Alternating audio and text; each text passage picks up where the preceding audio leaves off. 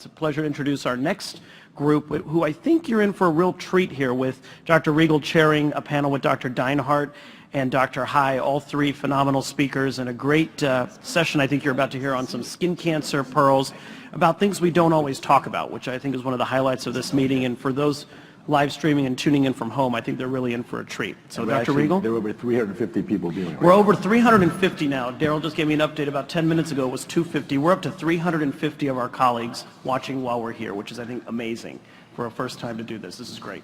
Thanks, Darrell.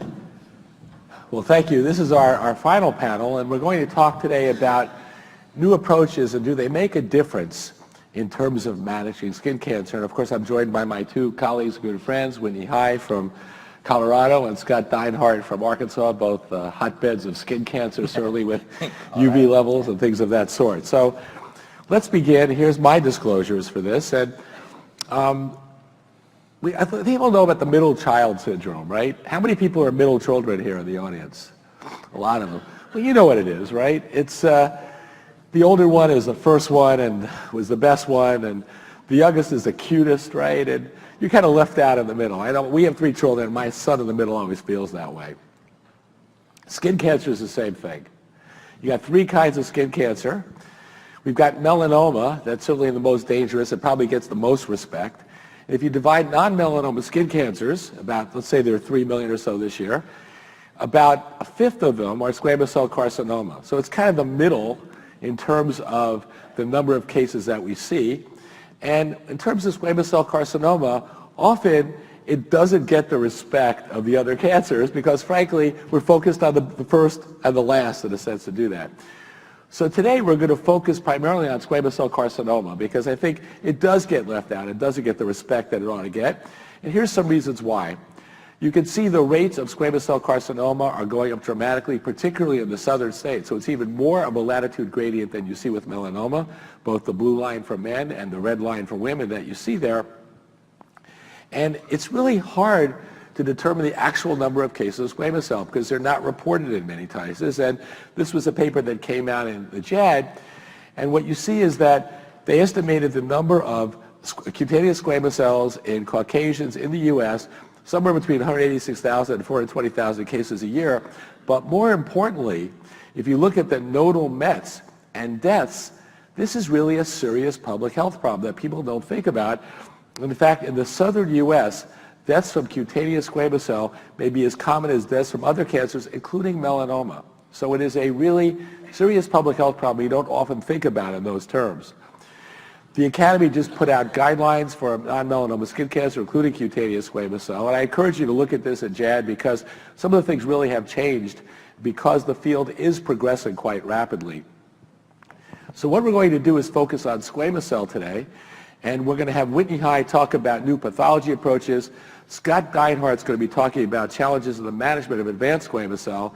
And I'm going to be talking about how genetic models might play a role in assessing prognosis. So with that, I'm going to turn it over to Whit, and it's all yours. Great, thank you. So my name's Whitney Hai. I'm a dermatologist and dermatopathologist at the University of Colorado, and I spend part of my week seeing patients. I spend almost part of every single day looking at dermatopathology under the microscope, and certainly aware of non-melanoma skin cancer in our laboratory, being Colorado, being high in elevation and high in intense ultraviolet light. So non-melanoma skin cancer is certainly an interesting problem. It's huge. There are probably more than 3 million people diagnosed with non-melanoma skin cancer each year, and about 80% of non-melanoma skin cancer is basal cell carcinoma, as Dr. Rigel already mentioned. Perhaps in the ASCO data that I found, about 2,000 people die from basal cell carcinoma and squamous cell carcinoma, but it may be higher than that, and Dr. Rigel alluded to the fact that we don't have a good handle on exactly how many non-melanoma skin cancers are out there because in Colorado, for example, melanomas must be reported to the Department of Health. Non-melanoma skin cancer doesn't have to be reported to the Department of Health, so it makes it more of a quagmire as to exactly what the number is.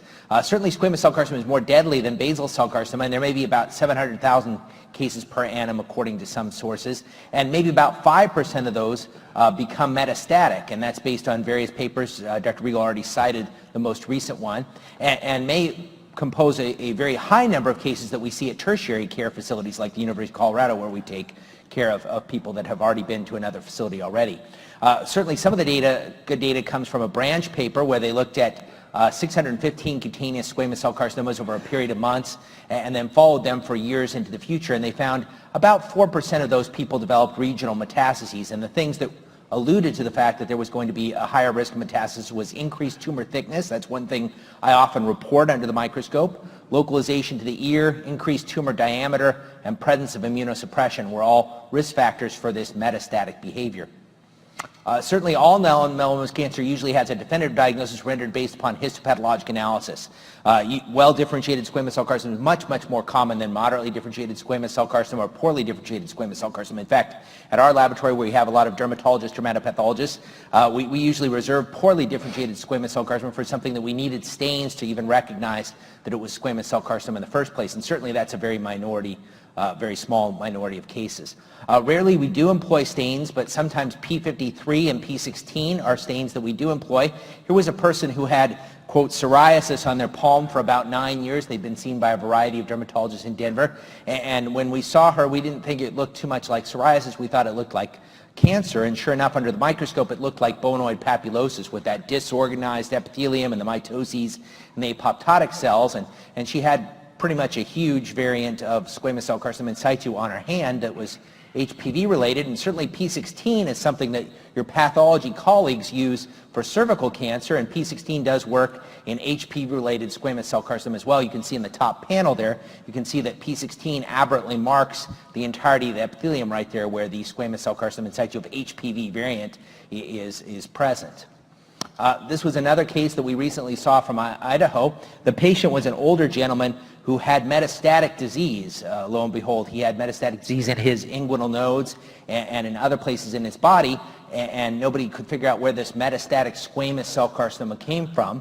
And so they looked at some of his older tissue, and this was signed out as a dermatofibroma by another group up in Idaho. And in fact, it turned out that it probably wasn't a dermatofibroma at all. This was the factor 13A stain, which stains something, but it stains tweeners, the cells between and amongst the tumor cells, not the tumor cells themselves. And when a broader panel of immunostains was done on this malignant appearing process, we found that it was positive for pan-cytokeratin, cytokeratin 818, and P63. Those are all markers of carcinomatous processes. So in this case, what was called a dermatofibroma on the lower leg was not a dermatofibroma at all. It was a poorly differentiated squamous cell carcinoma. It was probably the source of his metastatic disease.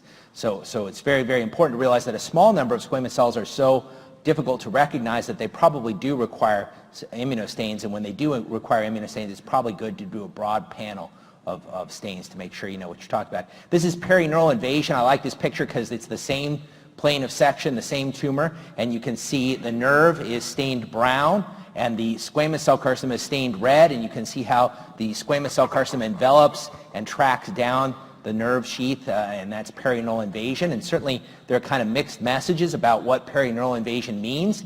There are papers that say, you know, it's the diameter of the nerve involved that predicts the outcome, but certainly perineural invasion is not a good thing to recognize. Nobody would profess to that. And there are these mixed messages. Here's a dry clean only, do not overpress, machine wash in water, hand wash cold, tumble dry low, do not dry clean.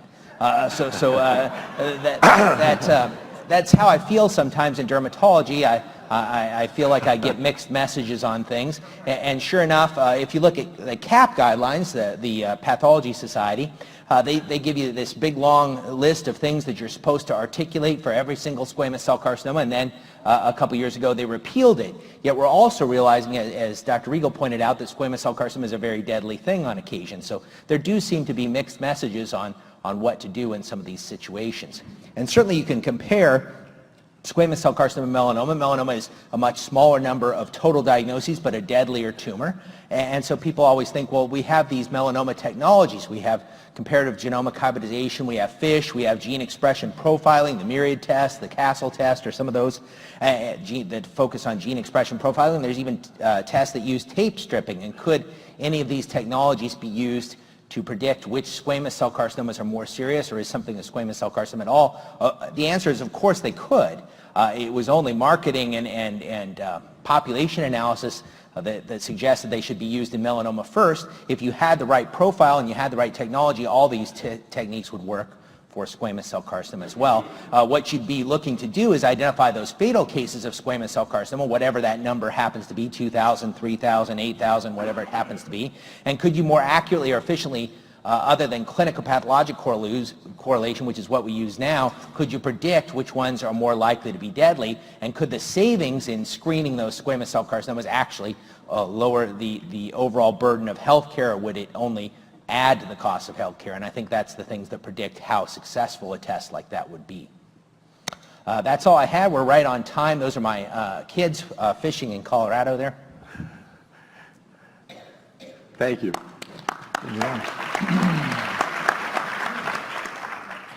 Scott? Those are great comments. I want to say that I've been interested in squamous cell carcinoma most of my career, and it's one of the few things.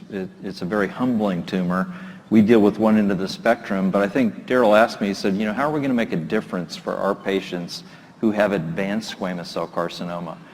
And I just want to say that I don't think I have any relevant conflicts of interest for this presentation, but I think the first thing we have to do is recognize that there is a problem, that squamous cell carcinoma is the leading cause of death in non-melanoma skin cancer patients.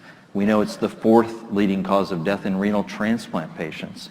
And I think that there is this later data that Darrell went over, and I apologize for the redundancy, but I think it's important for people to know that the number of deaths from squamous cell carcinoma in this country is very similar to the number of deaths from melanoma. But I don't think squamous cell, again, it doesn't get the, we know that melanomas like this are very dangerous to our patients and cause problems. What we need to realize is that tumors like this, or tumors like this, tumors like this can cause harm to our patients and even death, and I lose 5 or 6 patients a year from squamous cell carcinoma. We need to be able to identify high-risk groups, and I think we've alluded to some of the risk factors. You'd think this would be easy, right? I've been doing this 30 years, and it's difficult to determine which tumor metastasizes. I'm always surprised at the ones that do, and I'm surprised at the ones that don't. But then again, I tell people when I go to the horse races, I'm always surprised that my horse doesn't win. I know that it's not just luck or chance. I know that there are features, tumor features, that are associated with high risk. And again, the parallels with melanoma are that depth of invasion and tumor thickness are very important. I'm proud that Whitney reports those. My pathologists report them to me because they know I want them. But I would tell you that you guys get pathology reports for melanoma that don't have thickness on them. You don't accept them. You wouldn't accept that. But for a squamous cell, we have the same data. We know it's very important, and you'll just, it's okay for a pathologist not to report thickness on a squamous cell for some reason.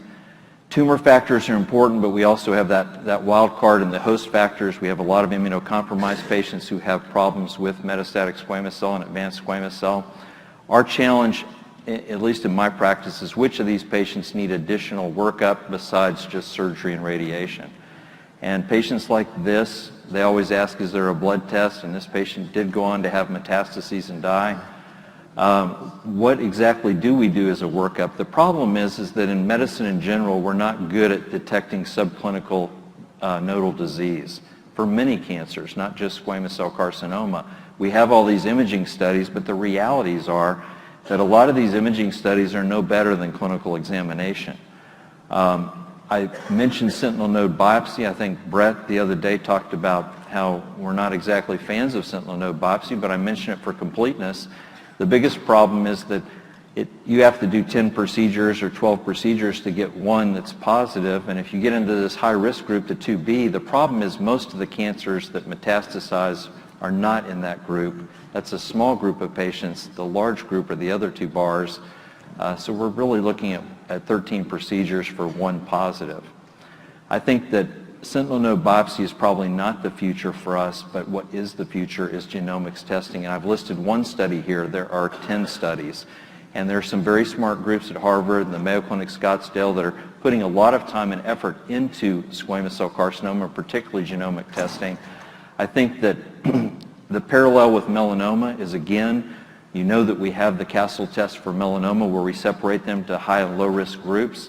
We're going to have a test like that for squamous cell at some point. I believe it will happen this year. I don't have any I just feel like it's going to happen. I think we have the melanoma test. I think you're getting more used to doing it in your practice. I think the squamous cell test will be something that you will also order. Again, the idea is before genomic testing, you're looking for this needle in the haystack. The needle just gets bigger if we have genomic testing. You can see it more easily. That's a very middle of the country analysis. Yes. Yeah, it's the Kansas We don't have that in New York. We don't have the hell New York behavior. City for sure. All right. I'll work on that. I think some people say, gee, it doesn't matter whether you identify these high-risk people. In fact, you're helpless even when this happens because you have nothing in the cupboard to use. You have nothing, no treatments that are FDA approved. I'm going to tell you that I think that's true now, but in the near future, I think we're going to have some very good drugs to treat this with. Once we identify these high-risk patients, and again, we see patients like this, we do surgery, they come back and they have parotid metastasis. These patients have a 25 to 35% 5-year survival. We need to do better for those patients. If you haven't seen this where they get intralymphatic or miliary metastases, this is a frightening thing when your patient comes in with this, and it should be because these patients have a 13% 5-year survival rate. We need something besides surgery and radiation. You can only cut their arm up so much until you get to where you can't cut any more off. Surgery and radiation is not going to help this fellow or this fellow. Basically, we need something besides surgery and radiation. And certainly there are tumors that people say everything's operable. There are some things that are not operable, and we can't deal with them with surgery and radiation, and we need something besides surgery and radiation. There is nothing FDA approved, but the parallel for squamous cell is that platinum-based therapy is going to go the way of DTIC for melanoma. It was toxic and it doesn't work. Epidermal growth factor receptor antibodies, I'm not going to throw them out, but they're really not that good. Overall response rate of 16%, they're not that caustic, but they don't work that well. I think what's up on the list is the PD-1 inhibitors. Just like melanoma, we're getting great results with immunotherapy. The checkpoint inhibitors are going to be useful for squamous cell, and they're close to being approved.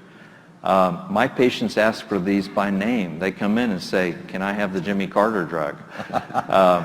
That's what they want. They don't want the other stuff that doesn't work.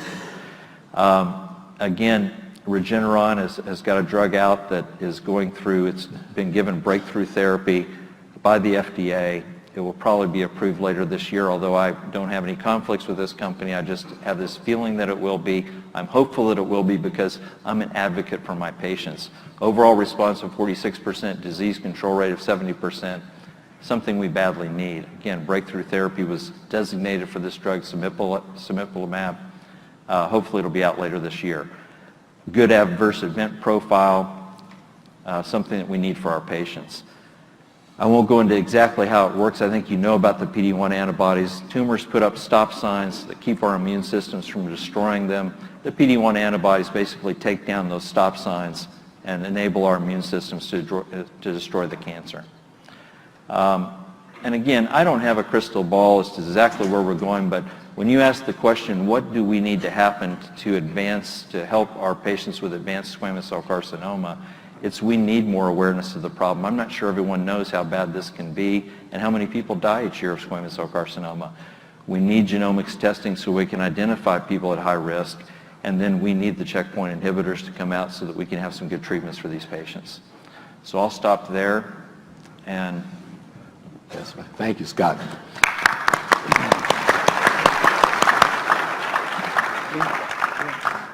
So I'm going to build a little bit on what Scott just presented.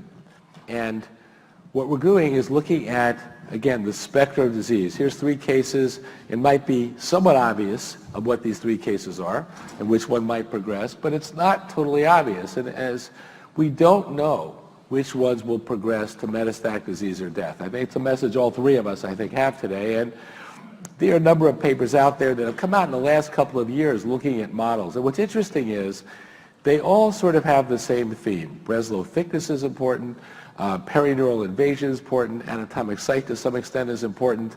And the diameter, a large diameter lesion is important. Almost every one of these models. Here's one that just came out in JAMA Dermatology in 2016, looking at the risk factors for recurrence, and you can see here they are.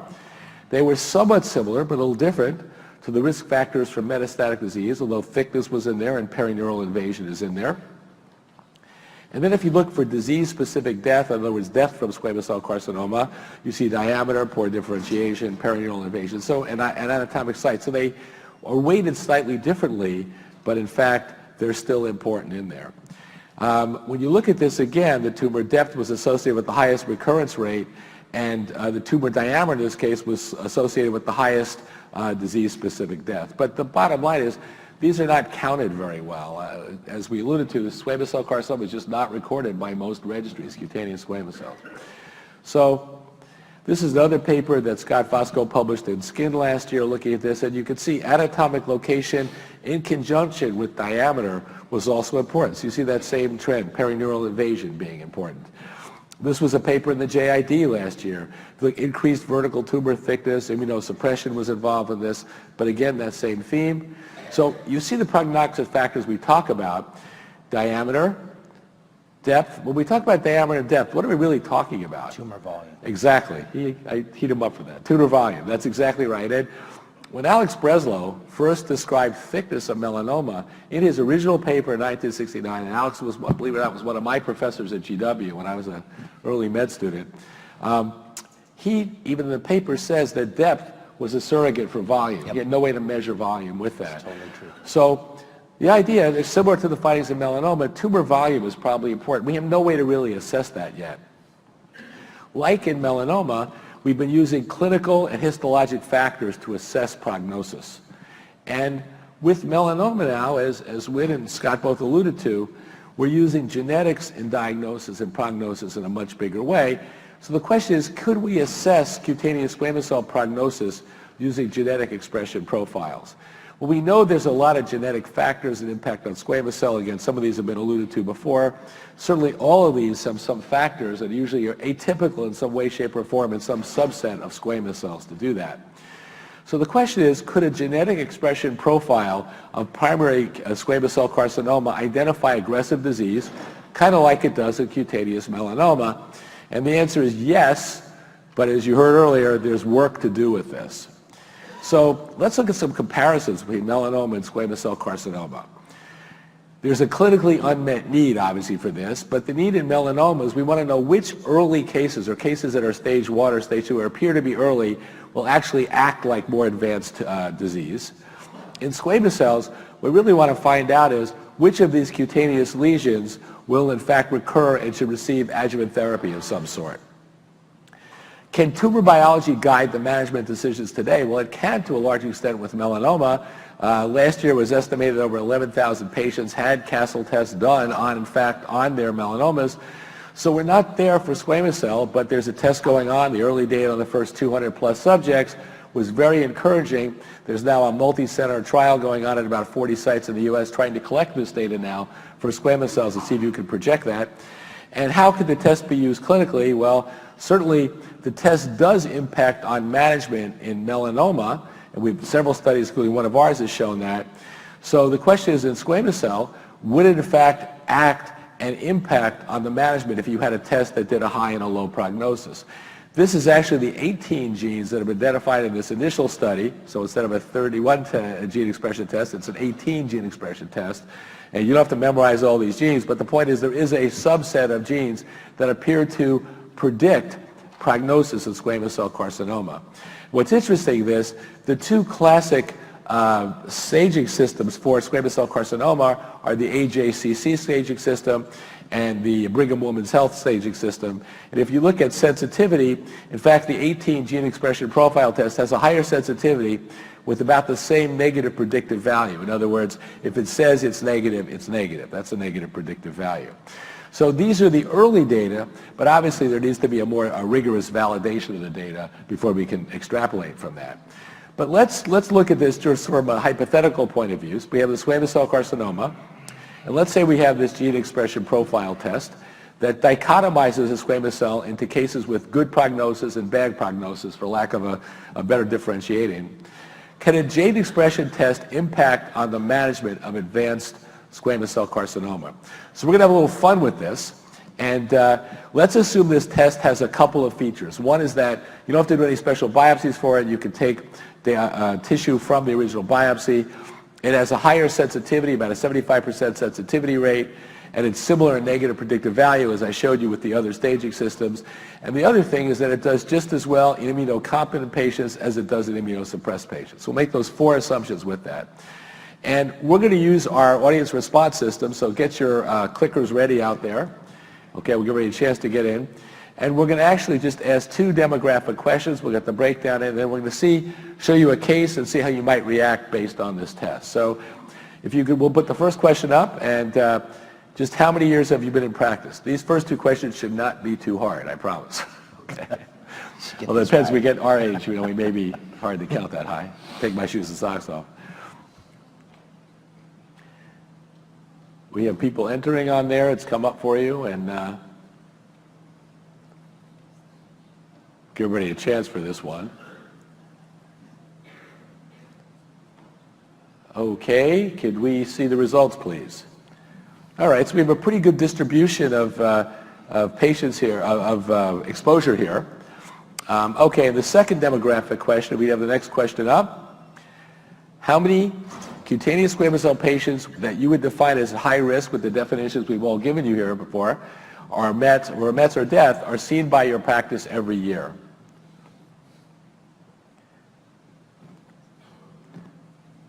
So we'll give you a chance again, just to answer A, B, C, or D. We don't need you to call your office and get the exact record, just give us your estimate for this. So somebody asked me, we did this studies a while ago, we did this, I was laughing. I said, you don't have to do that. Okay, results please. Okay, so people, the majority are seeing 1 to 5, but some more than that, probably. Practice like Scott's, you're probably in the upper end of that. Okay, so let's go on to the next question. And here's the case we're going to present. We're going to present one case, just one case today. This is a 52-year-old female with history of cutaneous squamous cell and biopsy-confirmed poorly differentiated lesion on the right temple. There's the lesion. Was treated with Mohs surgery. So the lesion was 1 by 1.5 centimeters.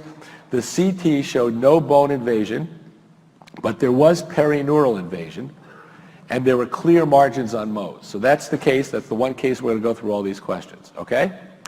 So let's go with the first question. And for this patient, with the data that you have, would you recommend adjuvant radiation therapy for this patient? And you have to vote yes or no. You can't bill for the consult. So that's the, you're forced to do it. Okay, results. So pretty close, 50-50-ish or so to do this. Okay, next question. Same case. Would you recommend a sentinel node biopsy for this patient? The answer is always no. Where's cold iron? Okay. He's back there. I'm sorry, the next question hasn't popped up? Did we get the next question up on the screen? It has come up on your clickers? Okay. It's hard for me to see my guys in the back there, but there it is. You got it? Okay, it's up. All right, sorry. All right, so no penalty for a right or wrong answer. There's no right or wrong answer here. Results, please. Okay, so at this point, the overall majority would not do a sentinel node biopsy. And the third question we're going to ask about this patient, if we have the next question, please. What is your recommended follow-up frequency for this patient? Q3, Q6, or Q12 months? If you saw this patient, what would you recommend?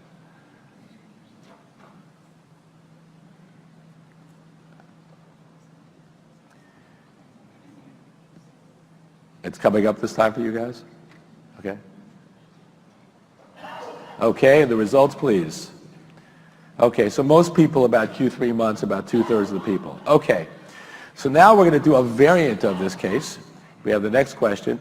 So now we have this genetic expression profile test, and we did all the other features we talked about, same case, but you're able to run this test, and you can see, would you recommend adjuvant radiation for this therapy when the test came back with good prognosis? Basically, would it change your decision? And we're gathering the results here. And the results, please. Okay, so actually it fell off a little bit because it was 50-50 before. Next question, please. Same thing, test comes back, good prognosis. How about sentinel node biopsy?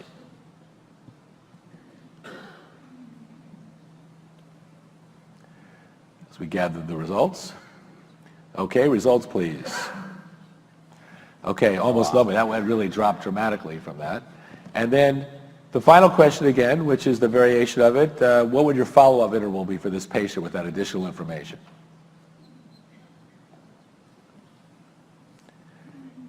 And did that impact on your decision?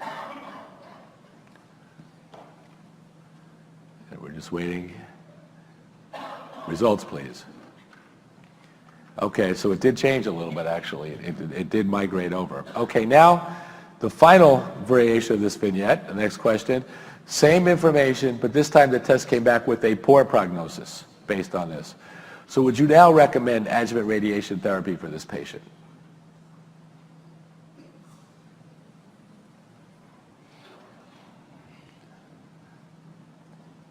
And we're gathering the results, and the results, please. Okay, so a marked shift in the data. All right, the next question, same thing. How about a sentinel node biopsy now for this patient?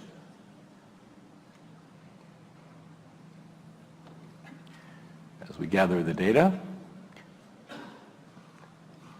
And the results, please. Okay, still a minority, but it's definitely up from where it was. It was 10% before.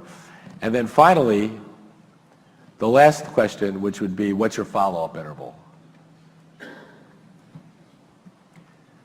Would this impact on that?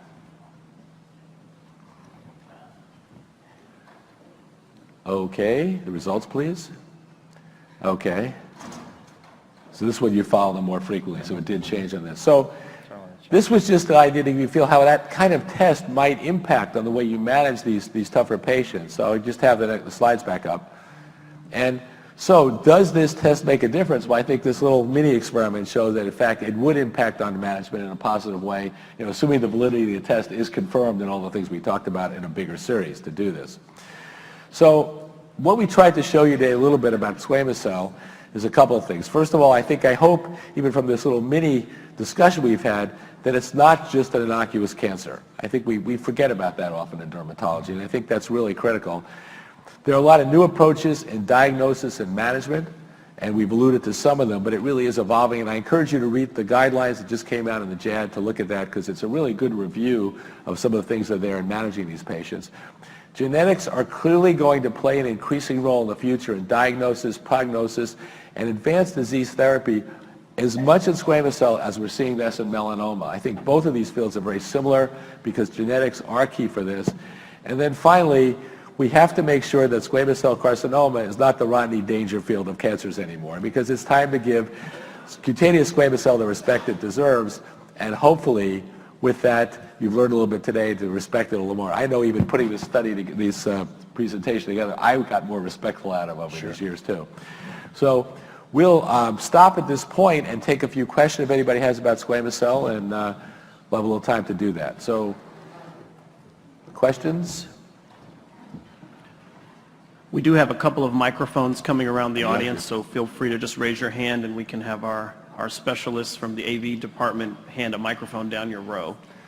Yeah, kind of wave your hand with the question. There's one over there, question in the front corner, so we need you to run a mic over there. It's hard for us to see. Is somebody come with a mic over to? Yeah, I have a question. Okay. Oh, okay. I want to know when you guys recommend adjuvant radiation therapy. And the reason I ask is because I'm not sure what that means. So what does it mean and when do you use it? Because they may just radiate the site, they may radiate the whole neck, they may radiate, I don't know. Scott? And what kind of radiation? Yeah, I don't know. I think there's two concerns. One is medical malpractice, and the other is what you're advocating for your patient. And I think, just take for example perineural squamous cells. I think that there are a lot of court cases that probably adjuvant radiation is, if you ask most surgeons, it's going to be the standard of care for most of our patients who have significant perineural squamous cell carcinoma. And also, I think just from my practice, I think that if you can identify the nerves that are involved, if there's a supraorbital nerve or a you can go and rip. Yeah, you can rip those nerves out down to the bone, and then I can tell you that if you, I have patients who die of that disease all the time. So I don't have any problems with setting the radiation field and telling the radiation oncologist to basically hit those nerves, and I draw it out for them, and they do it. Usually patients are much older. These people are in their 70s and 80s, so radiation's not such a big deal. It's not like we're radiating 13-year-old people.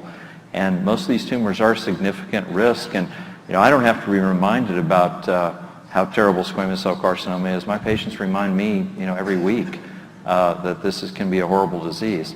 So I'd say for some of those things, I think when we have patients who have parotid disease, when my partner's a head and neck surgeon who trained at MD Anderson and we do all kinds of neck dissections things. We oftentimes wait until the parotidectomy and the neck dissection to determine what we're going to radiate or if we're going to radiate. If they've got positive nodes in their neck and they had a parotidectomy, they're probably going to get radiation. But as I've told you before, surgery and radiation is oftentimes just not enough for these patients. We need something else, and that's where I think the PD-1 inhibitors and the oncology will come in once we get better medicines. I mean, my experience, superficial radiation that we do for basals and stuff doesn't cut it for this. I mean, you need a radiation oncologist who can, attack it with the appropriate tools to do. And I think you're right. It's going to be probably some kind of immunotherapy. I'm not sure which is going to be the right one yet. The PD-1 blockers certainly have some hope with this and some early hope, but I think we will progress with that too. Perfect. I think we have a question there. Can you hear us? Dr. Dinehart and team, how do you incorporate retinoids in the practice of advanced squamous cell carcinoma disease? Well, I think the kind of problems that we're talking about with metastasis and terrible recurrence, I don't know that once you get to that stage that retinoids really have a role. I suppose you're talking about oral retinoids. But I think that patients who are at high risk, we often do put them on acitretin. We put them on low dosages. And certainly it does knock down the number of squamous cells that you see. Of course, when they go off, they get a little rebound, which is always a problem because you can tell when they've been non-compliant. Also, I think that some of these patients are older and have more problems with their cholesterol and triglycerides. Sometimes that's a challenge. But I would just say it's really, I don't know that there are guidelines for that. I think it's more of the art of medicine, just that when you see patients that have lots and lots of squamous cells, that's one thing that you offer to them. Hey, we have a pill you can take. It's going to make you a little dry. It's going to elevate your cholesterol a little bit. We'll work with your family doctor, but it may cut down on the number of tumors that we see. Thank you all for your questions and for your attention this morning during this fantastic live stream event. Thank you to Dr. Rigel for chairing. And we're going to go ahead and close out the morning session now. And I was just told we had over 350 people live streaming. So it was really just a fantastic.